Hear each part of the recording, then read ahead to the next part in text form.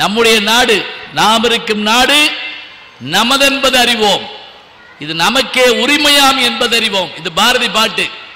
ரொம்ப பேர் சொல்றாங்க நான் இந்த ஊர்ல வந்து பிறந்தனும் சொல்லக்கூடாது. அப்படி இது நம்ம ஊரு, நெய்தல் நிலம். நெய்தல்னா என்ன? கடற்கரை பகுதி.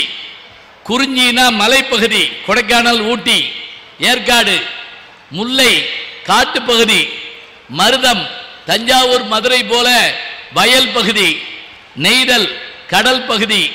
இது தவிர பாலைன்னு ஒன்று தமிழ்நாட்டில் இல்லை. அது எப்போ பாலையாகுங்கிறத தொகுப்பாளர் அருமையா சொன்னாரு. முல்லையும் குறிஞ்சியும் முறைமையில் திருந்து. அது என்ன அப்படின்னா, முல்லை நிலமாகிய அந்த காட்டு பகுதியிலும் அதே போல குறிஞ்சியிலும் மழை பெய்யாவிட்டால் அது பாலையாக மாறும்னு 2000 வருஷத்துக்கு முதல்ல இளங்கோவடிகள் சொல்லியிருக்காரு. அப்படிப்பட்ட ஐவகை நிலங்களில் ஒன்று நெய்தல். இந்த 5 நிலத்துக்கும் தனி கடவுள், தனி உணவு, தனி பண்பாடு, தனி பாட்டு எல்லாம் உண்டுங்க. இது எல்லாம் இணைஞ்சதுதான் தமிழ்நாடு. அதான் ஆச்சரியம். அந்த தமிழகத்தினுடைய பெருமையை நெய்தல் நிலத்திலிருந்து இந்த பக்கம் கடல். எல்லா ஊர்லையும் ஏதாவது விழா நடக்கிறதா இருந்தால் மணல் கொண்டு வந்து குவிப்பாங்க. அந்த வேலையே இல்லை, இவங்க கடற்கரையிலே போட்டாங்க. எங்க பார்த்தாலும் கடல் மணல் தான். என்ன அழகா இருக்கு! இவ்வளவு அற்புதமான நிகழ்வை இங்கே தினந்தோறும் வந்து ரசிக்கின்ற பெருமக்களை பாராட்டி, ஒவ்வொரு நாளும் தமிழகத்தினுடைய பெருமக்கள் அத்தனை பேர் வந்து இந்த நிகழ்ச்சியை பார்க்குறாங்க, பேசுகிறாங்க. எனக்கு என்ன மகிழ்ச்சி தெரியுமா? இங்கே நிறைய சின்ன குழந்தைகள் வந்து என்கிட்ட கை கொடுத்தாங்க, கையெழுத்து வாங்கினாங்க. இப்போ பேச்சை கேட்க போகிறாங்க. இதில் என்ன லாபம்னு கேட்டிங்கன்னா, நான் சின்ன பிள்ளையா இருக்கப்ப எங்கள் ஊர் சோழவந்தான், மதுரை மாவட்டம். எங்கள் அப்பா தமிழ் வாத்தியார். அவர் தான் நிறைய விழா நடத்துவார். ஒவ்வொரு விழாவுக்கும் வாரியார் சாமி வருவார், குன்றக்குடி அடிகளார் வருவார், பெரிய பெரிய மேதைகள் வருவாங்க. அப்போ நான் தரையில் மணலில் உட்கார்ந்துருப்பேன். என்னை எல்லா விழாவுக்கும் எங்கள் அப்பா கூட்டு போயிடுவார். நான் அங்கே உட்கார்ந்து கேட்டதுனால தான் இன்னைக்கு இங்கே உட்கார்ந்துருக்கேன். அதான் முக்கியம். அதுதான் நம்ம பிள்ளைகளுக்கு சொல்லணும். தம்பி, நீ ஒரு நாளைக்கு இந்த சேர் காத்திருக்குது, இங்கே போ. தந்தை மகர் காற்றும் நன்றி அவையத்து முந்தி இருப்ப செயல். இப்போ நமக்குள்ள ஒரு விளையாட்டு வச்சுக்கிடுவோம். எப்படி அப்படின்னா, நான் பேசிக்கிட்டு வர்றப்பயே ஏதாவது ஒரு கேள்வி கேட்குறேன், நீங்கள் உடனே பதில் சொல்லிட்டீங்கன்னா ஒரு புத்தகம் பரிசளிப்பு அப்படி வச்சுக்கலாம். சின்ன புத்தகம், அது பத்திரம் மேடையில் கொண்டு வந்து கொடுக்க சொல்லி நான் கேட்டுக்கிறேன். நான் ஏதாவது கேள்வி கேட்டால் போகிற போக்கில் நான் உடனே அமெரிக்காவில் ஓடும் நதி எது அப்படிலாம் கேட்க மாட்டேன். ஆப்பிரிக்காவில் இருக்கக்கூடிய அந்த குரங்கோட பேர் என்ன அப்படி கேட்க மாட்டேன். உங்களுக்கு தெரிஞ்ச, நமக்கு தெரிஞ்ச, நம்ம எல்லாத்துக்கும் தெரிஞ்ச ஒரு விஷயத்தை நான் உங்கள்கிட்ட கேட்டேன்னா அதை நீங்கள் சொல்ல பழகிருந்தீங்கன்னா நம்ம அதை என்ன செய்யலாம், பாராட்டி பரிசு தருவோம், அதை வாங்கிக்கலாம். இப்போ ஆரம்பிக்கிறோம், கேமோட பட்டிமன்றம் ஆரம்பிப்போம். பேரறிஞர் அண்ணா, பேரறிஞர் அண்ணான்னு சொல்கிறோம். இன்னைக்கு குழந்தைகள் இருக்காங்க, அப்படி என்ன அவர் அறிஞர் பேரறிஞர்னு சொல்கிறோம் அப்படின்னு கேட்டால், அவரே ஒரு கல்லூரிக்கு பேச போனார். அவர் எம்ஏ ஆங்கிலம் படித்தவர், எக்கனாமிக்ஸ் படித்தவர், பொருளாதாரம் படித்தவர். பேச போயிட்டு பேசி முடிச்சுட்டு மாணவர்கள் எல்லாம் பார்த்து ஒரு கேள்வி கேட்டார். இப்போ நான் அந்த கேள்வியை தான் உங்கள்கிட்ட கேட்க போகிறேன். என்ன கேட்டார் தெரியுமா? இதில் தெரிஞ்சிருந்தா பரவாயில்ல, பெரியவங்க தெரிஞ்சிட்டா பரவாயில்ல, சின்ன பிள்ளைய சொல்லிச்சு தான் நல்லது. அவர் என்ன கேட்டார்? 60 வருஷத்துக்கு முதல் நடந்தது. அவர் என்ன கேட்டார் தெரியுமா? மாணவர்களை பார்த்து, ஆங்கிலத்தில் 100 சொற்கள் சொல்ல வேண்டும், 100 சொற்கள் ஆங்கிலத்தில் சொல்ல வேண்டும். எல்லாரும் இது என்ன பெரிய விஷயமா நினைக்கலாம். ஆனால் அந்த 100 சொற்களில் லெட்டர் ஏ வரக்கூடாது, லெட்டர் பி வரக்கூடாது, லெட்டர் சி வரக்கூடாது, லெட்டர் டி வரக்கூடாது. இந்த 4 லெட்டர்ஸ் வராம 100 சொல்ல யார் சொல்லுவான்னு 60 வருஷத்துக்கு முதல்ல கேட்கிறாரு. எல்லாரும் அமைதியா இருக்காங்க. எல்லாம் படிக்கிறவங்க, கல்லூரி பேராசிரியர்கள், மாணவர்கள் யாரும் சொல்லலை. உடனே அண்ணா ஒரு நிமிஷம் பார்த்தாரு. சரி, இப்ப உங்களையே சொல்ல வைக்கிறேன் அப்படின்ட்டு அவர் இப்ப அந்த மாணவர்களை ஒருத்தரை கூப்பிட்டு சொல்ல வச்சாரு. நான் கேட்ட கேள்வி உங்களுக்கு புரிஞ்சிருக்கும். 100 சொற்கள் சொல்லணும். ஏ வரக்கூடாது, பி வரக்கூடாது, சி வரக்கூடாது, டி வரக்கூடாது. யாருக்காவது தெரியுமா? சொல்லு. 1 கரெக்டு. 1 2 3. 100ல ஏ இருக்குல்ல, டி இருக்குல்ல,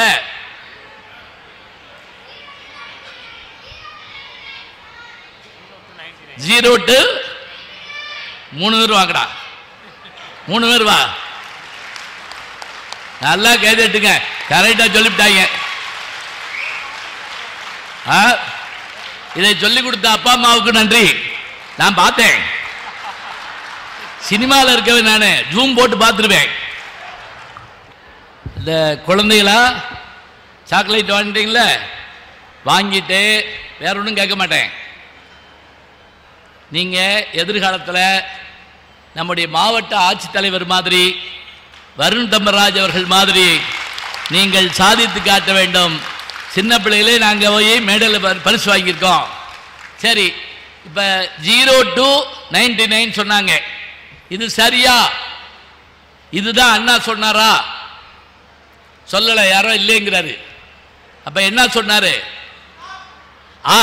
சபாஸ், இங்க வாங்க, மேல வாங்க, அவருக்கு சாக்லேட் கொடுக்க முடியாதே. சரி இருக்க, புத்தகம் தர சொல்றேன். இந்த பாருங்க, இப்ப குழந்தைகள் சொன்னது சரி. அண்ணா என்ன சொன்னார்னா, ஒரு பையனை மேடை கூப்பிட்டாரு. ஏ வராம, பி வராம, சி வராம, டி வராம சொல்லணும். தெரியல, இங்க வாங்க, 1 2 3 தெரியுமான்னு கேட்டாரு. இது தெரியாமலா பிஏ படிக்கிறோம்? தெரியும், சொல்லுங்க. 1 2 3 4 5 6 7 8 9 10 99 வரைக்கும் அந்த பையன் சொன்னான். நல்லா கவனிங்க, 99 வரைக்கும் ஆங்கிலத்தில் ஏ இல்ல, பி இல்ல, சி இல்ல, டி இல்ல. இப்ப அவன் 100 சொல்லிட்டான்னு வைங்க, என்ன ஆகும்? ஏ டி வந்துடும். அவன் 99 சொன்ன போது அண்ணா என்ன பண்ணாரு தெரியுமா? ஸ்டாப் அப்படின்னாரு.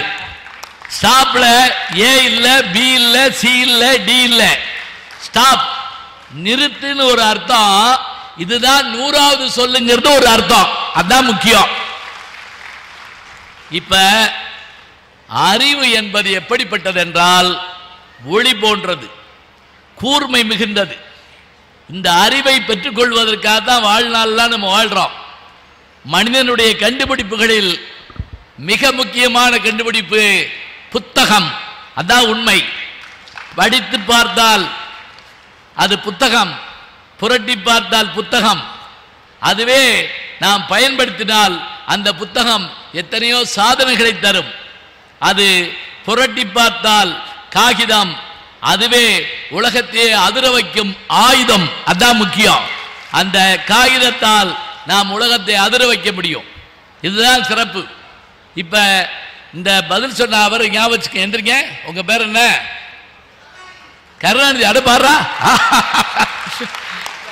அண்ணா கேட்ட கேள்விக்கு கருணாநிதி பதில் சொல்றாரு பாருங்க. சிறப்பு சிறப்பு. எங்க வாக்கி இந்த மாதிரி எங்கேயும் கிடைக்காது. ரொம்ப அருமையான விஷயம். இது எதுக்கு சொல்றேன் அப்படின்னா, நம்ம கேள்விக்கு தெரியல, பதில் அதெல்லாம் இல்லைங்க, தெரிஞ்சுக்கிறோம். எனக்கு தெரியாது இருக்காதா? சொல்லுங்க பார்க்கலாம். எனக்கு தெரியாத நான் தெரிஞ்சுக்கிறோம்னு நினைச்சேன்னா அதுதான் தேடுதல் அறிவு. சரி, இன்னைக்கு மேடையில் நல்ல நிகழ்ச்சிகள் எல்லாம் தந்த குழந்தைகளையும், அந்த பள்ளி நிர்வாகிகளையும், ஆசிரியர் பெருமக்களையும், மாணவர்களையும் நாம வாழ்த்துறோம். வந்துருச்சு புத்தகம். அடையாப்பா, இந்த புத்தகம் வந்துருச்சு, ரெடி. கேள்விக்கு நான் ரெடி, பதிலுக்கு நீங்க ரெடியான்னு பார்த்துக்குங்க. சரி, நல்லது. இப்படியே ஓட்டிடுவார்னு நினைக்காதீங்க. இது ஒரு போற போக்கில் கேட்கறதுக்காக, தெரிஞ்சுக்கிட்டா ரொம்ப நல்லது. அதுக்காகத்தான் இன்னைக்கு தலைப்பு என்ன அப்படின்னா, பட்டிமன்ற தலைப்பு தமிழுக்கு பெருமை எப்போது எப்போதும் தான். அது தெரியும். தமிழுக்கு பெருமை சங்க காலத்திலா சமகாலத்திலா? நல்லா கவனிச்சுக்கிறோம், தலைப்பை தப்பா கேட்டு போயிடக்கூடாது. தமிழுக்கு பெருமை சங்க காலத்திலா சமந்தா காலத்திலான்னு சொல்லிட கூடாது, சமகாலத்திலா. என்ன டக்குன்னு உடனே அங்க போயிருக்கு ஞாபகம். அப்ப இன்னைக்கு தமிழுக்கு பெருமையா? ஆமான்னு சொல்ல 2 பேர் வந்திருக்காங்க. இன்னைக்கு என்னங்க, இந்த நாடகம் நடந்த போது அந்த குழந்தைகள் எல்லாம் நம்முடைய தேசிய கொடியை உயர்த்தி பிடிக்கிறப்ப ஒரு தமிழ் சொல்ல அப்படி கொண்டு வந்தாங்க. யாதும் ஊரே யாவரும் கேளீர். நல்லா யோசிச்சுங்க. நான் அமெரிக்காவுக்கு 10 முறை போயிருக்கேன். நான் பணக்காரன் இல்ல, கோடீஸ்வரன் இல்ல, எனக்கு பெரிய பின்னணி கிடையாது. நான் 10 முறை அமெரிக்காவுக்கும் 50க்கும் மேற்பட்ட உலக நாடுகளுக்கும் சென்று வர காரணம் நான் படித்த தமிழ். ஞாபகம், நான் படித்த தமிழ், என் கல்வி என்னை கூட்டு போச்சு. இந்த யாதும் ஊரே யாவரும் கேளீர்ங்கிற பாட்டு வரிய ஐநா சபையிலே எழுதி போட்டிருக்காங்க. ஐநா சபையில அமெரிக்காவில் எழுதி போட்டிருக்காங்க. நியூயார்க்கில் இருக்கு, போனா பார்த்துட்டு வந்திருக்கேன். சரி, இப்ப இத சொல்லிக்கிட்டே இருக்கோம். யாதும் ஊரே யாவரும் கேளீர். என்ன அர்த்தம்? எல்லா ஊரும் நம்ம ஊர் தான், எல்லாரும் நமக்கு சொந்தக்காரவங்க தான். எப்ப எப்பன்னா நம்ம நல்லா படிச்சிட்டோம்னு வச்சுட்டா நம்முடைய கல்வியால் உயர்வால் யாதும் ஊரே யாவரும் கேள். கேளீர்னா என்ன அர்த்தம்? கேளுங்கன்னு அர்த்தம் இல்ல, சொந்தக்காரங்கன்னு அர்த்தம். தமிழ்ல சொன்னா ரிலேஷன், அப்படி சொன்னா புரியுதா? சரி, ரைட். எங்க இந்த பாட்டை முழுசா சொல்ல யாரால முடியும்னு நான் கேட்கல, ஏன்னா பெரிய பாட்டு. இந்த பாட்டை எழுதின ஒரு பேர் யாருக்காவது தெரியுமா? 10 பேருக்கு மேல தெரியுது. கணியன் பூங்குன்றனார். சரி, அதோட விட்டுற மாட்டேன், புஸ்தகம் ரெடி. கணியன்னா என்ன? அவ்வளவு சீக்கிரம் புஸ்தகம் கொடுத்துருவனா? சோதிடம். வாங்கம்மா, வந்து வாங்கிங்க, பிரபாதம். கணித்தல் என்ன அர்த்தம்? காலத்தை கணிக்கக்கூடிய ஆற்றல் உள்ளவர். சோதிடம் வானநூல் சாஸ்திரம். அந்த சோதிடத்தை, வானநூல் சாஸ்திரத்தை கணிக்கக்கூடிய பூங்குன்றன்னா எப்படி? அதுக்கு யாராவது சொல்லுங்க. இன்னொரு புஸ்தகம் ரெடி, கையில வைங்க. ஊரு, இங்க வாங்க.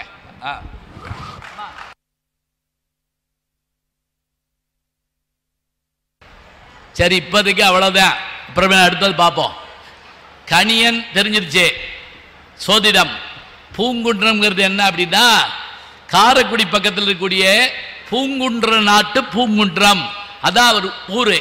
நல்லா யோசிச்சுங்க, அவர் பேர் இல்லை, அவர் ஊரையும் அவர் செய்யற தொழிலையும் சேர்த்து கணியன் பூங்குன்றன்னு வச்சிருக்காங்க. ஏன் தெரியுமா? ஏன்னா அந்த காலத்தில் கீழே பேர் போடாமலே விட்டுட்டாங்க. நம்ம புலவர்கள் எல்லாம் என்ன பண்ணிட்டாங்க, எனக்கு பெருமை வேண்டாயா அப்படின்னு பேர் போட்டுக்கல. இப்ப முக்கியமா சொல்றேன், முதல்ல பாட்டுக்கு அடியில பேரை போட்ட ஒருத்தர் உண்டு, தெரியுமா உங்களுக்கு? இப்படிக்கு அப்படின்னு பேர் போட்டாரு ஒருத்தர். அவர் யாரு? அப்பாடா, இப்பதான் சந்தோஷமா இருக்கு. உங்களுக்கு யாருக்கும் தெரியல.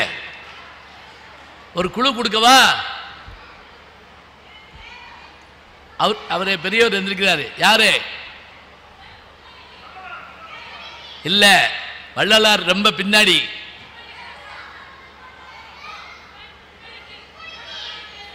இப்படிக்கு பேர் யாரு போட்டா?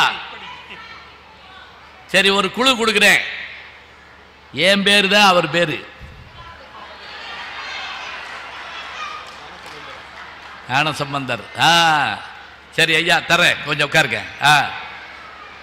ஞானசம்பந்தர் 7ஆம் நூற்றாண்டில் இந்த பிள்ளைய மாதிரி இருக்கப்ப 3 வயசுல பாட்டு பாடி, பாடுறப்ப கீழே ஒவ்வொரு பதிகத்திலையும் 10 பாட்டா இருந்தாலும் 11 பாட்டா இருந்தாலும் இப்படிக்கு ஞானசம்பந்தன் போட்ட ஆளு யாருன்னு கேட்டா திருஞான சம்பந்தர். ஞாபகம் வச்சுக்கங்க.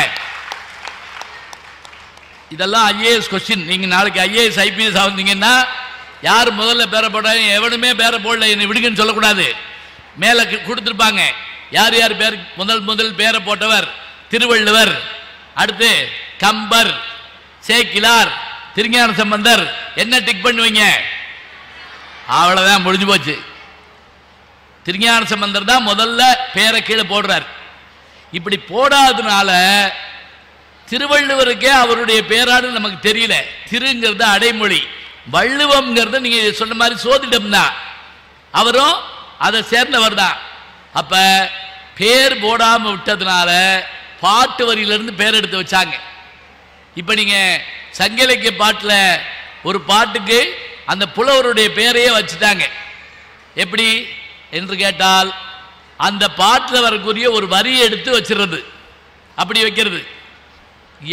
யாயும் ஞாயும் யாராகிறோ அந்த பாட்டில் செம்புல பெயல் நீர் போல அன்புடை நெஞ்சம் தாம் கலந்தனவேங்கிற பாட்டு.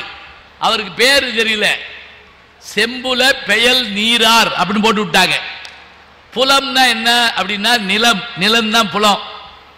புலம் பெயர்ந்தோர் சொல்றோம்ல, ஒரு நாட்டில இருந்து இன்னொரு நாட்டுக்கு, ஒரு ஊர்ல இருந்து இன்னொரு வீட்டுக்கு வர்றோம்ல, புலம்னா நிலம். செம்புல பெயல் நீர் போல. உங்க அப்பா அம்மா நான் பார்த்ததில்லை, எங்க அப்பா அம்மா நீ பார்த்ததில்லை, ஆனா உன்னைய நான் பார்த்தேன், என்னைய நீ பார்த்த. நம்ம ரெண்டு பேரும் பார்த்த உடனே செம்மண் நிலத்தில் விழுந்த தண்ணி எப்படி சிகப்பு கலரா மாறி பிரிக்க முடியாம போகுமோ, அதுபோல நீயும் நானும் சேர்ந்து விட்டோம். அப்படி இணைந்ததால் நம்மை பிரிக்க இயலாது. குறுந்தொகை பாட்டு ஞாபகம் வச்சுக்கங்க. அதனால அவர் பேர் என்ன? செம்புல பெயல் நீரார். இப்ப நமக்கு வரலாறு தெரியணும், இலக்கியம் தெரியணும், இலக்கணம் தெரியணும், எல்லாமே தெரியணும். நல்ல அருமையான சபை, எங்களுக்கு ரொம்ப மகிழ்ச்சியா இருக்கு. இன்னும் கொஞ்சம் புத்தகம் வச்சிருக்கேன், அப்புறமேல் கேட்பேன். இப்ப தமிழுக்கு பெருமை 3000 ஆண்டு பழசுங்கிறாங்க. அது கூடவும் இருக்கலாம்.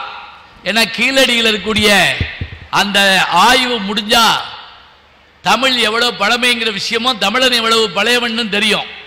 இப்ப சங்க இலக்கியங்கள் அப்படின்னு பார்த்தா 10 பாட்டு 8 தொகை 11 கீழ்கணக்கு நூல்கள்னு சொல்றோம். 10 பாட்டு 8 தொகை 11 கீழ்கணக்கு நூல். சரி, செம்மொழின்னு இப்ப சொல்றோம் ஒரு வார்த்தை.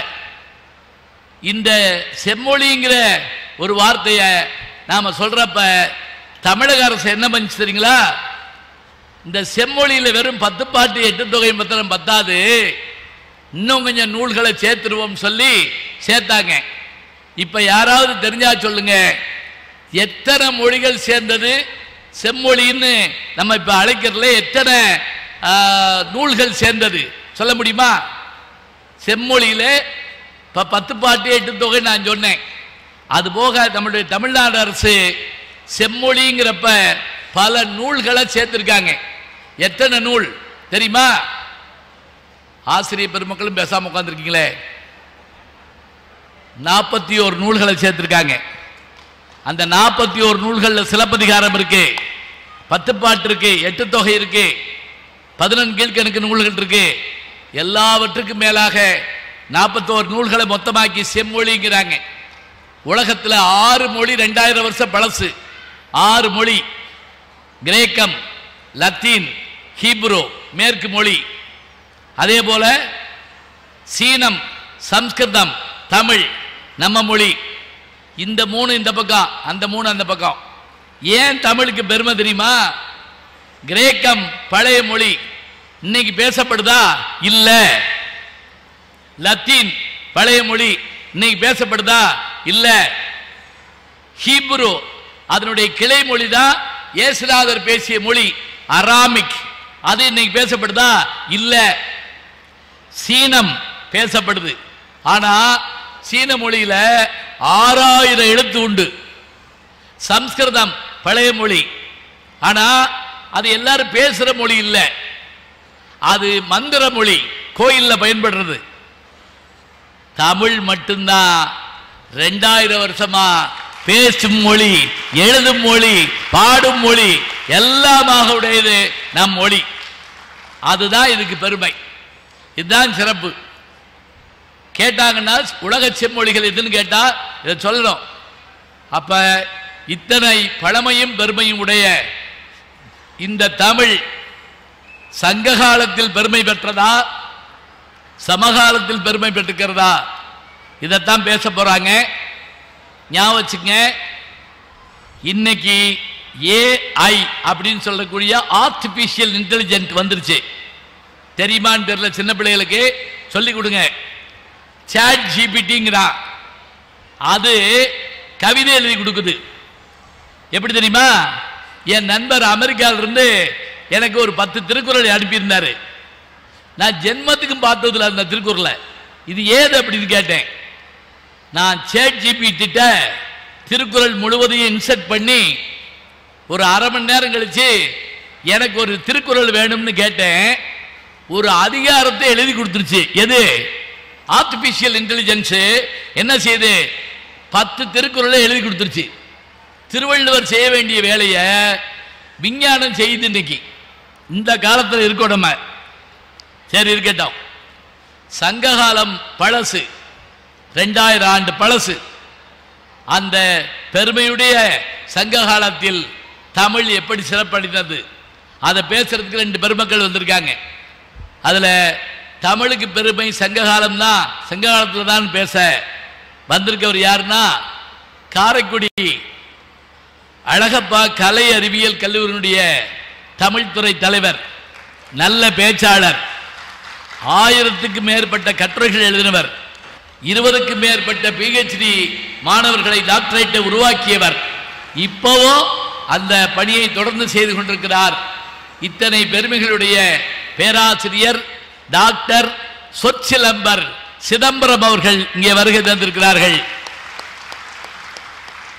சங்ககாலம்னு பேச, ஆமா சங்ககாலம் என எப்பவுமே ஆமான்னு சொல்ல 2 ஆள் வேணும், அப்பதான் ஊர் ஒத்துக்கிறோம். இதுல ஆமான்னு சொல்றதுக்கு இந்த பக்கம் ஒரு ஆமாவும் அந்த பக்கம் ஒரு ஆமாவும் வந்திருக்காங்க. ஆமா, அதை நானும் ஆமான்னு தான் சொல்றேன். சரி, அதுல இவங்க வந்து யாருன்னு கேட்டா இவர்கள் சொந்த ஊர் மயிலாடுதுறை மாயவரம்.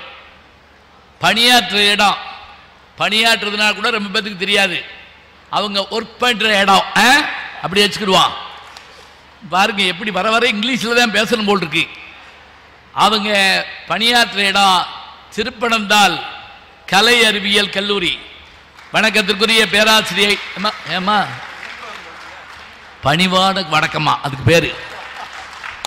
வந்து பாருங்க இப்ப எப்படி பணிவாகன்னு. குப்புற விழுந்துடாங்கம்மா, உட்காருங்க. வீட்டில் குப்புற பிள்ளை விழுந்துருச்சு அப்படின்னு, பிள்ளை குப்புற விழுந்துருச்சுன்னு சொல்லிட்டு சந்தோஷப்படுவாங்க. இந்த 2 பேரும் சங்க காலத்தில் தான் 10 பாட்டில் 8 தொகையில் சிலப்பதிகாரத்தில் அப்படின்னு பேச வந்திருக்காங்க. அதெல்லாம் கிடையாது, அது அந்த காலம். இந்த காலத்தில் நாங்கள் அப்படின்னா போதும், தமிழ் கையில் வந்து நிற்கும். கற்றது கையளவு, கல்லாதது உலகளவு, கல்லாததும் கையளவு. அதான் இப்ப எது நமக்கு தெரியாததும் அப்படின்னம்னா கொண்டு வந்து கொடுக்குது. மாதா பிதா குரு தெய்வம் பழசு. புதுசு என்ன? மாதா பிதா குரு கூகுள் தெய்வம். சரியா? அந்த கூகுள் நிறுவனத்தினுடைய தலைமை அதிகாரி யாரு? சுந்தர் பிச்சை. நம்மாளு மெட்ராஸ்காரர், தமிழரு சுந்தர் பிச்சை. நான் இங்க போயிருந்தேன் போன ஏப்ரல்ல அமெரிக்கால கலிபோர்னியாவுக்கு போயிருந்தப்ப அங்க கூகுள் அலுவலகத்துக்கு போனேன். என்ன பெருமை தெரியுங்களா? பொங்கல் விழாவுக்கு போயிருந்தேன். 500க்கும் மேற்பட்ட தமிழ் இளைஞர்கள் திருவள்ளுவர் படம் போட்டு தமிழ் வாழ்கன்னு எழுதி அங்க எங்க சுந்தர் பிச்சை வேலை பார்க்கிற அந்த இடத்துல நம்ம ஆட்கள் 500 பேர் வேலை பார்க்கிறாங்கன்னா எப்படி படிச்சுட்டு அங்க போயிருக்காங்க பாருங்க. அங்க நான் போய் பேசினேன். அது ஒரு பெரிய சிறப்பு. இன்னைக்கு கூகுள் எல்லாத்தையும் கண்டுபிடிச்சு தருது. அதுவும் வழி தெரியாம திருடம் இல்லையா, அவங்களுக்கு கூட வழிகாட்டக்கூடிய GPS கூட அதுல தான் இருக்குது. சரி, இன்னைக்கு தமிழ் இன்னைக்கு தான் சிறப்படைஞ்சிருக்குன்னு பேசுறதுக்காக வந்திருக்கல முதல்ல அமர்ந்திருக்கவரு நாகர்கோயிலிருந்து வர்றாரு. அவரும் நெய்தல் நிலத்துக்காரர் தான், கடற்கரைக்காரரு, நல்லா பேசுவார், இனிமையா பாடுவார். அதுக்கு மேல தான் சம்பாதிக்கிற பணத்தில் ஒரு பகுதியை முதியோர் இல்லங்கள், அனாதை விடுதிகள், ஏழை குழந்தைகள் என்று தன்னால் முடிஞ்ச அளவுக்கு அந்தறிவாம் என்னாது அறம் செய்க, மற்றது பொன்றுங்கால் பொன்றா துணையினார் திருவள்ளுவர். 10 ரூபா இருந்தா 5 ரூபா கொடு, 100 ரூபா இருந்தா 20 ரூபா கொடு. நான் கோடீஸ்வரனான பிறகு கொடுப்பேன்னு சொல்லாத, ஏன்னா உன் மனசு மாறி போனாலும் போயிடும். இருக்கிற போதே செய்கிற அந்த மனமுடைய பேச்சாளர் நாஞ்சில் நாவரசு செல்லக்கண்ணன் அவர்கள் இங்கே வருகிறார். அந்த பக்கம் ஆமான்னா இந்த பக்கமும் வந்திருக்காங்க. ரொம்ப எளிமையா இருக்காங்க பாருங்க, பார்க்கவே ஒரு மேக்கப் கூட போடாம. நல்ல வேளை மழை வரல, வந்தாலும் கவலை இல்லை. இங்க ஐயா வந்து ஒரு கூரை கீழே உட்கார வச்சுட்டாரு. அவங்க வந்து திருச்சி மலைக்கோட்டை நகரத்தை மாநகரத்தை சார்ந்தவர்கள், நல்ல பேச்சாளர், அருமையா பாடுவாங்க. எங்களுக்கெல்லாம் என்ன பொறாமை தெரியுமா, இப்போ இவர் பாரதியாரை பற்றி ஆராய்ச்சி பண்ணியிருக்காரு. பாரதியார் இவருக்கு பொன்னாட போத்தலை. நான் திருஞான சம்பந்தரை பற்றி ஆராய்ச்சி பண்ணியிருக்கேன், திருஞான சம்பந்தர் எனக்கு பொன்னாட போத்தலை. அந்த அம்மா திருக்குறளை பற்றி ஆராய்ச்சி பண்ணியிருக்கு, திருவள்ளுவர் வந்து பொன்னாட போத்தலை. ஆனால் அவங்களுக்கு என்ன ஆச்சரியம்னா, அவங்க யாரை பற்றி ஆராய்ச்சி பண்ணாங்களோ, தற்போது நம்மிடையே வாழ்ந்து கொண்டிருக்கின்ற கவிப்பேரரசு வைரமுத்து அவருடைய கவிதைகளில் ஆராய்ச்சி பண்ணி பட்டம் வாங்கியிருக்கிறாங்க. எங்கள் வீட்டுக்கு கவிப்பேரரசு ஒரு முறை வந்திருந்தாரு. அப்போ இவங்க பட்டிமன்றம் போயிட்டு வந்தாங்க. இவங்களை கூட்டு போய் அறிமுகம் பண்ணேன். உங்கள் கவிதைகளில் ஆராய்ச்சி பண்ணுறாங்க, அருமையாக பாடுவாங்கன்னு சொன்னேன். மதுரையில் ஒரு விழா ஏற்பாடு பண்ணி அந்த விழாவுக்கு இவங்களை வரவழைச்சு பாட வச்சு அவர் கையிலேயே இவங்களுக்கு பொன்னாட போத்தினாருங்க. அதுதான் பெரிய சிறப்பு.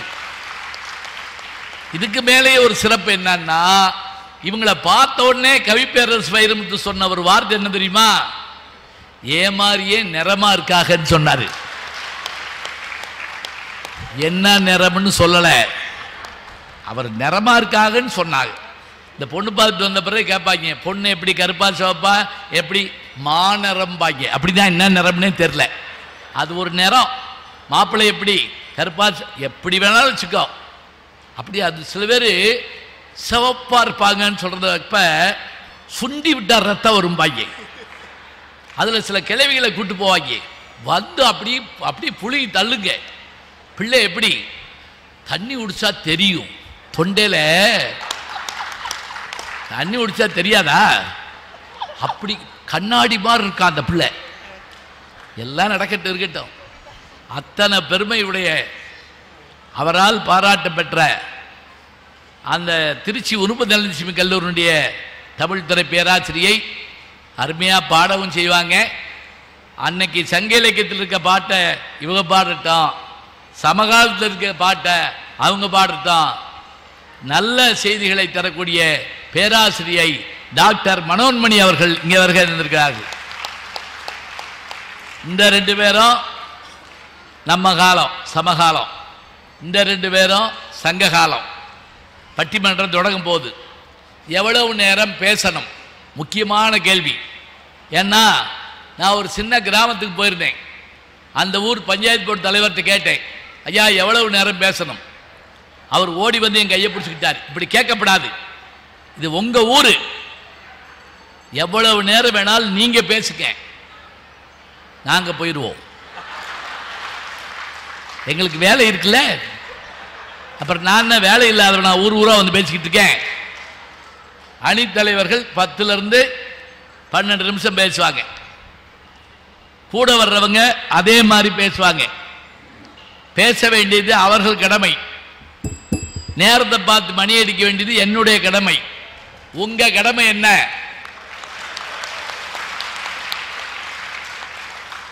இந்த கைதட்டுறப்ப நீங்க கேமராவை திருப்பி எடுத்தன அப்பதானே மக்கள் சந்தோஷமா பார்த்தாங்க. திருப்பி கைதட்டுங்கப்பா ஒரு நிமிஷம், அப்படி சபாஸ். ஒரு சுத்து விடுங்க கேமராவை, அப்படி சுத்துங்க. இங்க வரைக்கும் வரணும், விடாம எந்திரிச்சு கூட கை தட்டுங்க, அப்பதான் தெரிவிங்க. ஆடாடே சபாஸ் ஐயா. இதை வச்சுக்குங்க. இதை இப்போ நீங்கள் டிவியில் ஒளிபரப்புறப்ப அப்பப்போ நடுவில் இதை போட்டுக்கிட்டே இருங்க. பட்டிமன்றம் அப்படி பயங்கர சிரிப்பாக இருந்துச்சு ஓட்டிருக்கிய. இதைத்தான் டிவியில் பண்ணுறாங்க. நல்லா ஞாபகம் வச்சுக்கோங்க. டிவியில் பார்த்தீங்கன்னா பட்டிமன்றம் ஆரம்பிக்கிறதுக்கு முதல்ல ஒரு ஆள் குச்சியோட வருவேன். சிரி சிரி அடி கொண்டுருவேன் சிரி. அந்த மூணாவது ரோல சிரிக்கல, நீ சிரி நீ சிரி பூரா எடுத்து வச்சுக்கிடுவாங்க. அப்புறமேலு அவர் பேச்ச வர்றாருல, அவர் ஒன்றும் பேச மாட்டார். வணக்கம் கைதட்டு பின்னுவாங்க. அவங்க இன்னும் கைதட்டு பின்னல, அவங்க அப்பதான் ஆடிக்கு பயந்து கைதட்டினாங்கல்ல, அதை எடுத்து போட்டுருவாங்க. சந்தோஷமா உட்காந்து கேட்கணுங்க. இலக்கியம் கேட்கிறப்ப இப்ப மற்றதெல்லாம் என்ன தெரியுங்களா, மற்றதெல்லாம் நம்முடைய வாழ்க்கையினுடைய வளர்ச்சிக்கு உயர்வுக்கு எல்லாம் வச்சுக்கலாம். இலக்கியம் மட்டும்தாங்க உயிருக்கு, உயிருக்கான விஷயம் என்ன. இப்ப யாராவது கேட்குறாங்க, எப்பா நீ உடம்புக்கு என்னப்பா சாப்பிட்ற? பிரியாணி, இட்லி, பொங்கல், புளியோ. சரி ரைட். உயிருக்கு என்னப்பா கொடுக்குற? உயிருக்கு எல்ஐசி பாலிசி எடுத்து அப்படி சொல்லக்கூடாது. திருவள்ளுவர் கேட்கிறாரு, உன் உடம்புக்கு நீ இதை கொடுத்தில்ல, உன் உயிருக்கு என்ன கொடுத்த? அவரே விடை சொல்றாருங்க, நீ உயிருக்கு புகழை கொடு. உன்னுடைய உடம்புக்குள்ள இருக்கக்கூடிய உயிருக்கு புகழை கொடு. அந்த புகழை நீ ஈவதன் மூலம் கொடு. ஈதல் இசைபட வாழ்தல் அது வல்லது ஊதியமில்லை உயிர்க்கு. திருவள்ளுவர் சொல்றாரு. அப்ப நமக்கு இனிமையை தருவது எது? இலக்கியம், பாட்டு, இசை எல்லாம் சேர்ந்தது. நம்முடைய இலக்கியத்தை படிச்சா என்ன ஆகும்? நான் இதை முடிக்கிறப்போ ஒரு முக்கியமான விஷயம் சொல்லுவேன். அமெரிக்காவில் பேசி முடிக்கிறேன். அங்கெல்லாம் எப்படி தெரியுங்களா, பேசுறோடனே நன்றி வணக்கம்னு வீட்டுக்கு போக முடியாது. 20 நிமிஷம் கேள்வி கேட்பாங்க. எங்க எல்லா கூட்டத்திலையும் நம்ம தமிழர்கள் தான் 20 நிமிஷம் கேள்வி கேட்பாங்க. கேள்விக்கு பதில் சொல்லணும். அதெல்லாம் நம்ம ஊரில் வந்தால் நல்லது. கொல்ல பேர் பேச்சு துறையை விட்டு ஓடி போயிடுவாங்க, கேள்வி கேட்பாங்க அப்படின்னு சொல்லிட்டு. நான் பிலடெல்பியாவில் பேசி முடித்தேங்க. கேள்வி நேரம் ஒருத்தர் எந்திரிச்சார். அவரை பார்த்தாலே எனக்கு என்னமோ மாதிரி இருந்துச்சு. ஏன் தெரியுமா, ஒரு ஷார்ட்ஸ் போட்டிருக்காரு, பாத்ரூம் செப்பல் தான் போட்டிருக்காரு, தலைமுடியெல்லாம் களைஞ்சிருக்கு, பார்த்தா பாவமாக இருக்க மாதிரி. அதுதான் ஃபேஷன், வேற ஒன்றும் இல்லை. வர எந்திரிச்சாரு. எப்படின்னாரு, என்னன்னு கேட்டேன். தமிழ் படிக்கணுங்கிறீங்க, இலக்கியம் படிக்கணும். தமிழ் தான் கேட்குறாரு. தமிழ் படிக்கணுங்கிறீங்க, இலக்கியம் படிக்கணுங்கிறீங்க, படிக்காட்டி என்ன? நான் தமிழ்நாட்டில் தான் பிறந்தேன், தமிழ் படிக்கல, தமிழ் தெரியாது எனக்கு. 15 லட்சம் ரூபாய் சம்பளம் வாங்குறேன் பில்கேட்ஸ் கம்பெனியில். தமிழ் படிக்கிறதுனால என்ன லாபம்? இலக்கியம் படிக்கிறதுனால என்ன லாபம்? கேள்வி கேட்டா இருக்கேன். ஏற்பாடு பண்ணவங்களுக்குலாம் ஒரு மாதிரி சங்கடமாக போச்சு, எனக்கு ஒரு மாதிரி பயமாக போச்சு. ஆனால் நான் பதில் சொன்னேன் பாருங்க, அந்த பதில் என்னன்னு இப்போ சொல்ல மாட்டேன், நீங்கள் போயிடுவீங்க. எனக்கு தெரியும் உங்களை பற்றி. பாகுபலி படம் மாதிரி ஓட்டுவேன். கட்டப்பா ஏன் பாகுபலியை குத்துனார்னு 2 வருஷம் நம்மளை கிறுக்கா அலைய விட்டாங்கல்ல, அது மாதிரி. அந்த கேள்வி கேட்டவரே ஒரு நிமிஷம் அப்படியே கண்கலக்க வச்சேன். என்ன சொன்னேன்னு அப்புறம் சொல்றேன். ஏன் தமிழ் படிக்கணும்னு ஒரு வார்த்தை சொல்லிட்டு இவங்களை கூப்பிட்டுறேன். தமிழ் வழி மரபு வழி திருமணங்கள் நான் பண்ணி வைப்பேன். சமீபத்தில் யூடியூப்ல பார்த்தீங்களா, சமீபத்தில் போர் தொழில் கதாநாயகன் அசோக் செல்வன், அருண் பாண்டியன் பொண்ணு கீர்த்தி பாண்டியன் 2 பேருக்கும் மரபு வழி திருமணம் நான் பண்ணி வச்சேன். தமிழ் வழி திருமணம். நாதஸ்வரம் முழங்க, தேவாரம் திருவாசகம் பாட, மங்கள விளக்கு தொடங்கி பேசி, இயற்கை சூழல்ல சூரிய வெளிச்சத்தில் 6 to 7 கிழக்கு பார்த்து மேடை போட்டு, தாய் மாமன் மாமியாரை வச்சு, சுற்றி இருக்கக்கூடிய மக்களை வச்சு நல்ல தமிழ்ல திருக்குறள், பாரதிதாசன் பாடல்களை சொல்லி நான் திருமணம் பண்ணி வச்சேன். அவ்வளோ அருமையா இருந்துச்சு. சரி, கை தட்டிங்கல்ல. இப்ப இருங்க, அடுத்து சொல்றேன் கேளுங்க. திருச்சியில் ஒரு கல்யாணம், தமிழ் வழி கல்யாணம், எல்லாம் ரெடி. பொண்ணு மாப்பிள்ளை அமெரிக்காவிலிருந்து வந்திருக்காங்க, தமிழ்நாட்டுக்காரங்க தான், கல்யாணத்துக்காக வந்திருக்காங்க. நான் தான் தலைமை. எல்லாம் முடிச்சு தாலி கட்டுறதுக்கு முதல்ல இந்த உறுதிமொழி எடுப்பாங்க. உறுதிமொழி தான் ஒன்றும் இல்லை, இன்ப துன்பங்களில் நாங்கள் இணைந்திருப்போம், ஒருவரை விட்டு கொடுக்க மாட்டோம், இவ்வளவுதான். இதை உறுதிமொழி பத்திரம் மாதிரி எழுதி பொண்ணு கையிலையும் மாப்பிள்ளை கையிலையும் கொடுத்தாச்சுங்க. இப்போ நான் சொன்னேன், நீங்கள் 2 ரூபா மைக்கில் அதை படிங்க அப்படின்னேன். பொண்ணு மாப்பிள்ளையை பார்க்குது, மாப்பிள்ளை பொண்ணை பார்க்குறாரு. 2 பேரும் ஒருத்தர் பார்க்குறாங்க. 2 பேரும் சேர்ந்து என்னையே பார்க்குறாங்க. எனக்கு ஒன்றும் புரியலை, கொஞ்சம் சிரிக்கிறாங்க. எனக்கு அதில் ஜோக்கு இருக்காக்குன்னு நினச்சேன், எதுக்கு சிரிக்கிறாங்கன்னு. அப்புறம் மாப்பிள்ளை என் காதுகிட்ட வந்து சொன்னார், எங்கள் 2 பேர்த்துக்கும் தமிழ் படிக்க தெரியாது, இங்கே பிறந்தவங்க தான், தமிழ் படிக்க தெரியாது. இப்போ என்ன செய்யறது, கல்யாணத்தை தள்ளி போட முடியுமா? 10 வருஷம் தமிழ் படிச்சுட்டு வாங்கன்னு முடியாது. ஏன்னா அவங்க விசா இது பண்ணி போகணும் 3 நாளைக்குள்ள. அப்போ மாப்பிள்ளை எனக்கு ஒரு யோசனை சொன்னார், நீங்கள் மைக்கில் வாசிங்க, நாங்கள் திருப்பி சொல்கிறோம். இந்த பதவியேற்பு விழா நடக்கும்ல, அது மாதிரி. அப்புறம் நான் மைக்கில் வாச்சேன், மணமகனாகிய நான் இந்த மணமகளை, இதை கேட்டுக்கிட்டு இருந்த ஒரு அந்த பிள்ளை ஒத்துக்கிச்சா அப்படின்னாரு. யோ சும்மாரியா, தமிழ்நாட்டில் தமிழ் வாசிக்க தெரியலைங்கிறது எவ்வளோ வருத்தத்துக்குரிய. எந்த நாட்டுக்காரனாவது அவன் மொழியை வாசிக்க தெரியாமல் இருப்பானா? சொல்லுங்க பார்ப்போம். கல்லாமல் இருப்பது பிழை, கற்கும் போதும் தமிழ் மொழியை, தாய்மொழியை கல்லாமல் இருப்பது கொடுமையிலும் கொடுமை. அப்துல் கலாம் என்ன ஆங்கில வழி கல்வியிலையா படிச்சாரு? சொல்லுங்க பார்க்கலாம். எழுத்தாளர் சுஜாதா அறிவியல் தமிழ் முழுவதையும் நமக்கு கொடுத்தாரு, அவர் ஆங்கில வழியா படிச்சாரு? இல்ல. நமக்கு ஆங்கிலம் தெரியணும், நான் வேணான்னு சொல்லல, ஹிந்தி தெரியணும், எல்லா மொழியும் தெரியணுங்க. எல்லா மொழியும் தெரிஞ்சாலும் எல்லா மொழிக்கு மேலேயே எங்க மொழின்னு சொல்றதுக்கு தமிழ் தெரியணும் முக்கியமா.